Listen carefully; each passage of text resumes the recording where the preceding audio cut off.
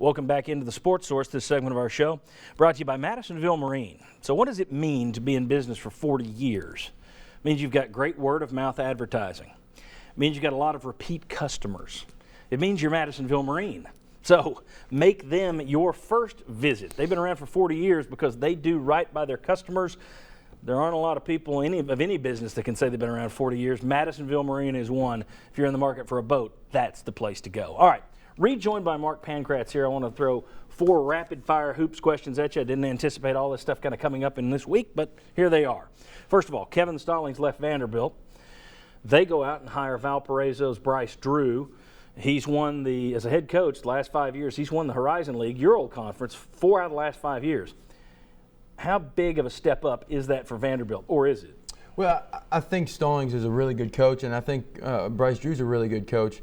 It's a step up just because Stallings had run his course. I think the players had begun tuning him out, and I think Coach Drew and his staff, they're young, they're energetic, they're going to be raring to go, and they're going to get Vanderbilt back to where it had been a couple times in the top half of the league. You think he's ready to recruit at this level? I think he is because he's got that tenacious. He hired John Diebler, an assistant coach at Ohio State. He'll get after in the recruiting circles. All right, let's stay inside the state. Josh Pastner leaves Memphis, surprising. We'll have to talk about the Georgia Tech thing a little later, but he goes to Georgia Tech. Memphis is now open. Bruce Pearl has had a rough 2 years at Auburn, but he's also got a huge buyout. I think it's over $4 million right now, but Fred Smith at FedEx has a lot of cash. If he wanted to buy him out, would Memphis be interested in Bruce Pearl after his last 2 struggles? Would Bruce Pearl be interested in getting the heck out of Auburn and getting to Memphis? Man, I do. I think there's some possibility there. It couldn't have been better for Memphis basketball fans for Pastner to get that Georgia Tech job. For them, they wanted him gone, but they would have to pay him $10 million if they would have fired Pastner. So now you would believe that money that they were teetering on, do we pay Pastner to get rid of you? Now they have that bucket of cash to be able to go get Coach Pearl. I think if Coach Pearl would have won a few more games and instead of battling all these injuries, everybody would be saying you got to do it. But Memphis is a tough job. And I don't know if Pearl and even some of the other ones like Kermit Davis at this stage in his career, do you want to go into the confines of Memphis, getting into those recruiting battles at that stage of your career? And you still have to live up to the huge legacy that John Calipari left. And for those thinking, well, why is Memphis a tough job? Calipari was recruiting nationally. There weren't a lot of Memphis kids on that roster. He had guys from Chicago, everywhere else. So whoever goes in there is going to have to recruit not just Memphis, but throughout the country. Speaking of the Georgia Tech job, I'm going to get these let out of order because they tie together here. Hope I don't throw you. Georgia Tech job was open before Pastner took it. Somebody reported that Konso Martin was on the list. Whenever Konso Martin is mentioned, a number of Tennessee fans go crazy on Twitter, blasting whoever mentioned Konso Martin and attacking Konso Martin, which then the national writer, in this case was Dan Wolken a couple weeks ago with Seth Davis. It's like, why are you obsessed with Konso Martin? Then the response, it's like clockwork. Then the response is, well, we're not racist. Because they said we were racist, we're not racist. My answer to that would be, then stop tweeting about Konso Martin. But I want to ask you, it's been 2 years or 3 years. You were over there on Konso Martin's staff for what, 1 year? 2 years? Yeah, 2 years. 2 years. What did you see?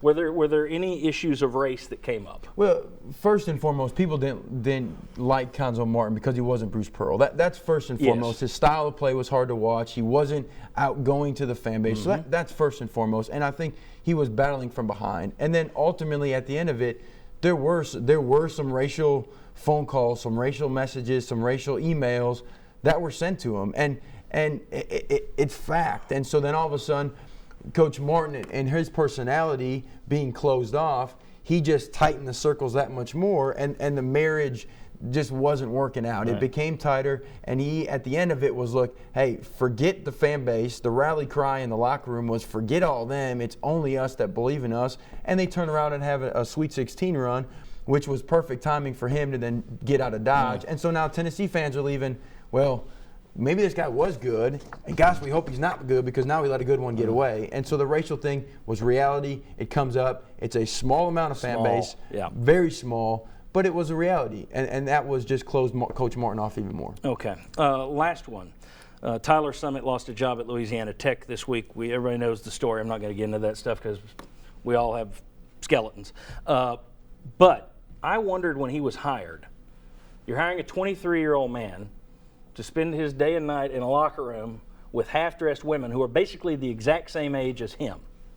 Would you give a second thought, either as an athletic director making a hire, or as the father of girls sending a player to a coach? Would you give a second thought to young male coach coaching young women?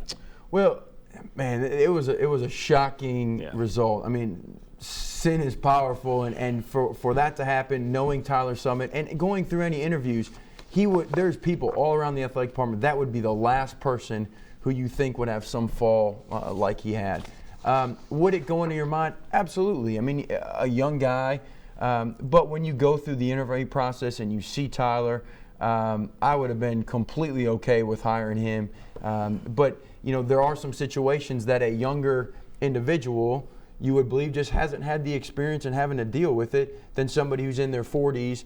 But then at the end of the time, you see Bo Ryan, who's older than my parents, having a mistress on the side. Well, and so it happens.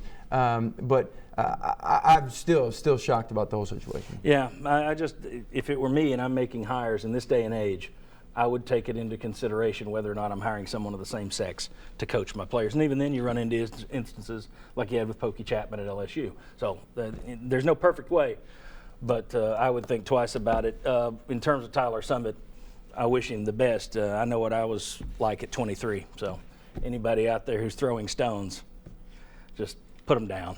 Mark Pankratz, always good to have you here. Thank you very much. You came straight from church, which I appreciate. Thank you, buddy. All right, when we come back, we're going to talk about Tennessee's biggest threat to their East Division title. What is it this year? Georgia, Florida, injuries, coaching. Coming back on the Sports Source.